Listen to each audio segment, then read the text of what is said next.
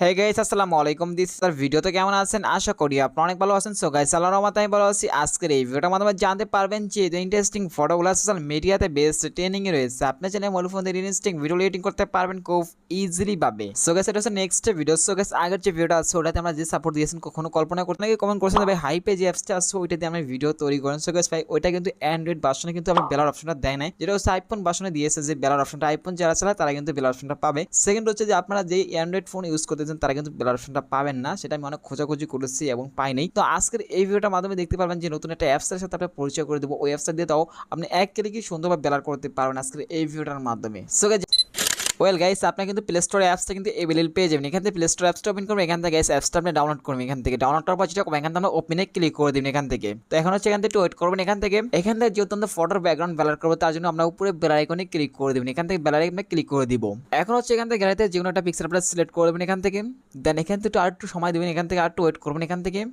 এখন হচ্ছে এখান থেকে নিচে দেখতে পাচ্ছেন নিচে কয়েকটি বেলার অপশন চলে আসে, এখান থেকে বেলার অপশনে ক্লিক করে দেবেন এখান থেকে। সো গাইস এখান থেকে গাইস আপনি যে কটা বেলার অপশন দিতে পারছেন এখান থেকে এই বেলার অপশনগুলো আপনি কিন্তু ব্যবহার করতে পারেন, বাট আমি এগুলো ব্যবহার করতেছি না। তো আমরা এই জায়গায় ক্লিক করবো এখান থেকে। তো এখান থেকে গাইস আপনি দেখতে পাচ্ছেন এখানে আরো কয়েকটা বেলার অপশন চলে আসবে, এখান থেকে আপনি এগুলো ইউজ করতে পারেন, বাট আমরা এগুলো এখান থেকে ইউজ করবো। যে কোনো একটা সিলেক্ট করবো এখান থেকে। এখন হচ্ছে এখান থেকে দেখতে পাচ্ছেন যে অনেক সময় পিছনে যে অবজেক্টগুলো আছে অবজেক্টগুলো কিন্তু ব্যাকগ্রাউন্ডে ডিএসএলআর ধরে ফেলে। এখন হচ্ছে আমরা এই জায়গায় ক্লিক করবেন, এখান থেকে দেখতে পাচ্ছেন আমাদের গাছটা কিন্তু অবজেক্টে ধরে ফেলেছে। তো আমরা এই জায়গায় ক্লিক করবেন, দেন এখান থেকে একটু রিপ্লেস করে দেবেন এখান থেকে, এগুলোকে বাদ দিবেন। আমরা এখান থেকে বাদ দেওয়ার উপর টিক মারি ক্লিক করে দেবেন এখান থেকে। সো গাইস এখন হচ্ছে আমরা এটার উপরে ক্লিক করবেন।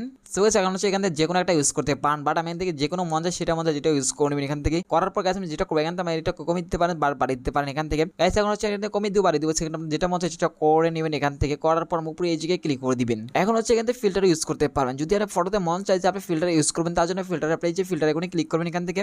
সো সেখানে দেখতে পাচ্ছেন অনেকগুলো ফিল্টার পেয়ে যাবেন এখান থেকে। যে কোনো মন যেখান থেকে মন চায় সেখান থেকে একটা ফিল্টার ইউজ করতে পারেন, বাট আমরা এখান থেকে এই ফিল্টারটা ইউজ করতেছি এখান থেকে।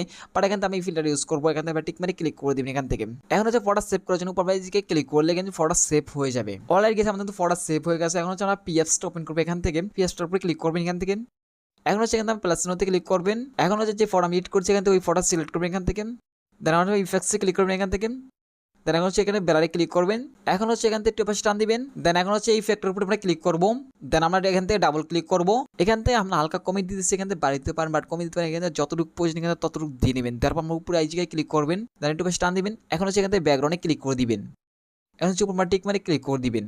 এটা আমরা বাড়ি দিতেছি হালকা। এখন হচ্ছে এখান থেকে যতটুকু প্রয়োজন এখানে ততটুকু দিয়ে নেবেন। এখন দেখতে পাচ্ছি স্কোপ চলেছে, এখান থেকে স্ক্রিপ্টটা কোথায় রাখবেন সেটা এখান থেকে সিলেক্ট করবেন এখান থেকে। বাট আমরা স্ক্রিপ্টটা এই রাখে রাখতেছি, রাখার উপর টিক মারি ক্লিক করবেন এখান থেকে। এখন হচ্ছে ফটো সেভ করার জন্য উপর আমরা এই জায়গায় ক্লিক করলে কিন্তু ফটো সেভ হয়ে যাবে। সো গাইস এটাই ছিল ছোট্ট কোনো ইন্টারেস্টিং ভিডিও। সব ভিডিওটা কেমন হয়েছে প্লিজ কমেন্টে জানিয়ে। দেখাবেন নেক্সট কোনো ভিডিওতে। গুড বাই, টাটা, লাভ ইউ, টেক কেয়ার।